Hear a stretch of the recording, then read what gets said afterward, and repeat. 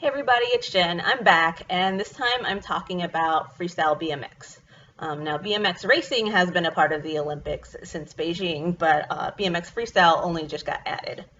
And freestyle is when you do tricks, and in this case, they're just doing park, which is tricks on a skate park style course. Now, it's going to be a different course than skateboard park, which is more like a big pool. The BMX park course actually looks like somewhere in between the skateboard park and the skateboard street, where it's got kind of bigger walls, I guess, for riders to go off of, like in park. But then there's going to be some street style ramps, quarter pipes, ledges, stuff like that. Prior to getting into the Olympics, as they were going through the process, freestyle BMX got incorporated into the Universal Cycliste International, the big governing body for cycling that feeds into the Olympics. The UCI then partnered with FIS, the Festival of International Extreme Sports, to come up with a World Championship series that would determine who would qualify. Now, in this case, I do find it a little odd that freestyle BMX is present and in such a limited capacity.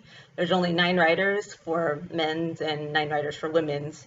And basically every nation, really, except for the top qualifying one, gets to only send 1 rider. And also, I also find it weird that there's no other freestyle BMX disciplines. Like with skateboarding, I had street and park. Street BMX exists, I guess. Maybe they didn't want to judge that, or it's not part of FIS. I know FIS has flatland, which is another style where you do tricks on flat ground, and that didn't get included in the Olympics, so I don't know. But we do get a taste of what freestyle BMX looks like, which is great. And you have men's and women's because, the X Games, for whatever reason, cannot be bothered to have a full competition for the women's, and this is a long time sticking point, so pardon the rant, but yeah, I'm excited for the equal representation this is going to bring. So now to qualifying. To get your 9 riders, you take the top nation that scored at the UCI series, so you total all the points from your different riders and figure out which nation came out on top. US became the top ranked nation for both men's and women's. And so as a result, they get 2 spots. Japan, as the host country, gets a guaranteed spot as well. And then you just go on for your top 2 to 5 in the series. Everybody can send in 1 rider, and then just to fill in quotas. I don't think you have to do 1 rider per continent in this case, but I know to fill in the last 2 spots is they take from individual UCI events, so that you can get countries that may not be able to go to the whole series, but they went to one of the world championships, and you get South America and some other places. So the contest itself, there's going to be a qualifying, which they call seeding because it determines the order in which you go in for finals. You want to go last because then you can watch everybody else and figure out what you need to do. In both cases, qualifying and finals, riders are going to do 2 runs. They're 1 minute each. The runs are going to be judged on your difficulty of tricks, the execution of tricks, your originality, kind of the path you take along the skate park. Are you jumping kind of diagonally instead of just riding, ramp to ramp to ramp? How high you get the tricks, how well you land them. I know in X Games, one of the big things with park is that you don't want to pedal because that means you've lost speed and that's extra effort. I don't know if they're going to make that as big of a sticking point, but that is part of execution, where if you land really hard and kind of are off your flow, you're going to have to pedal to get speed again to go somewhere else, and it doesn't look good, and it just shows that you have to work extra to get momentum to keep on going. There are 5 judges, and the scores, I think they average all the scores. I don't think any of the scores get dropped. But then for the scores for the 2 runs are averaged for seeding, but then in the finals, you only take the highest. So what this means is you have to be both a good, like, consistent rider to get a nice seeding spot, but what really matters is, you have the run of your life in the finals. Because I've seen other sports kind of criticize how taking the average of 2 runs, it kind of ends up hindering progress, and people end up holding back because they don't want to take the risk, since it's better to get to pretty good scores versus one really good score and then one like did not finish, basically. And so yeah, finals is going to be everybody doing the best they can. Scores are ranked from 0 to 100. And yeah, so let's see, seeding takes place tonight. Let's see, do I have it written down? I think the stream starts at 8:10 p.m. And then the broadcast on NBC will be at 11 p.m. And then finals are tomorrow, the 31st, with I think women's at 8:10 on CNBC, or maybe the initial stream, but then NBC is going to replay it, or replay highlights at 11 p.m. and this is all Central Daylight Time. So who to look out for in the men's? You've got Logan Martin from Australia, and Australia was probably the biggest competitor to the U.S. for getting that top national spot. In the men's contests, you often see like Australian athletes dominate at the X Games. They had 3 guys to pick from, and then they were planning to send 2, but then America wound up getting more points in the top spot, so Australia could only send Logan Martin, who is a great choice because he is the current UCI world champion, and this is his 2nd time that he's won that title. He's also the only BMX park rider to win back-to-back golds, and he's also really skilled in dirt and best trick. Like, you're going to see some of the biggest tricks around. And I just realized I didn't talk about tricks, so I'm going to do that after people. So Logan Martin is one of the top riders. The Americans, Nick Bruce and Justin Dowell, are not as well known on the X Games scene, but they've been putting in the work at UCI. Justin Dowell was the 2018 world champion. Nick Bruce got bronze in 2019 and has a lot of innovative tricks and kind of has started to make an appearance at the X Games. So they're going to give Logan a run for his money.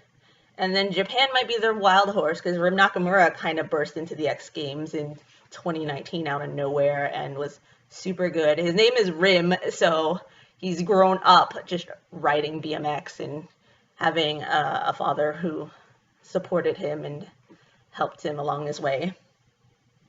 For women's, Hannah Roberts, which is the women's 2021 world champion, is going to be almost guaranteed a medal. Like, she's won almost all the big world championship events in this series.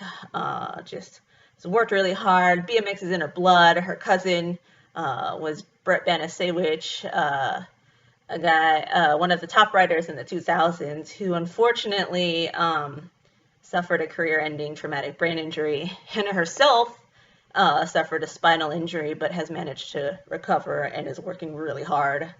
So definitely one to watch out for. Charlotte Worthington of Great Britain might give her some competition. She's won European contests a lot and has 2 world championship bronzes, and is pushing really hard. The women often don't get as much support in terms of visibility and funding, so I think all of them are going to ride their best and show that they can be just as good and worthy of, more coverage. A dark horse is going to be the other American rider, Paris Beningas.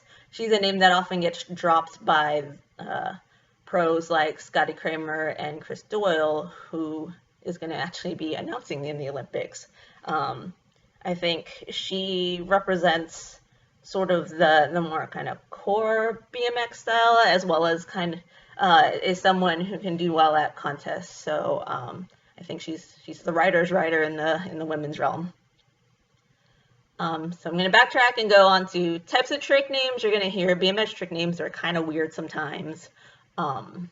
If you don't know, BMX bikes are 20 inches, so it looks like everybody's riding little bikes, but you don't sit down when you're riding them, so it doesn't matter. The bikes have handlebars that you can spin all the way around, either due to special brakes, or some riders actually don't have brakes at all. But when you spin the bars around, it's called a bar spin. That's pretty normal. Just like skateboarding, you have rotations, 360s, 720s, 900s, and keep going. You can combine the two moves to make a bar spin 360, which is sometimes known as a truck driver. You can backflip, double backflip. A backflip with the 180 that you would do like on a quarter pipe is called a flare. You can bike flip, which is you stay stable, your bike goes around. Logan Martin's been known to do that. You can, instead of flipping your bars around, you can kick your whole bike around to rotate around your bars. That's called a tail whip. And you can also combine the tail whip with the 360, and Hannah Roberts is the first woman to do a 360 tail whip. The men, you'll probably see some more rotations. You'll see double tail whips.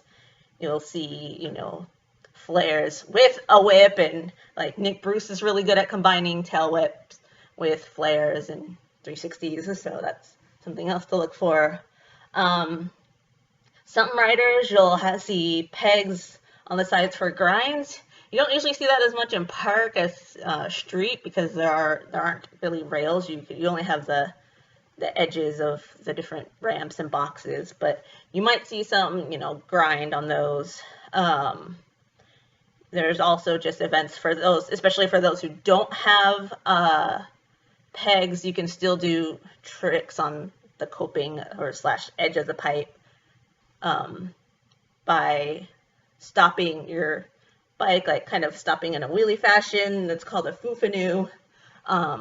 You can stop with basically kind of like a reverse wheelie with your foot to stop your bike. It's really challenging because you are literally pushing your foot on the tire to make your bike stop. It's usually for people who don't have brakes, and that's called a foot jam.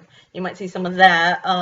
Park tends to go for more of the bigger, spinnier tricks, but you might see a little bit of coping, more technical tricks.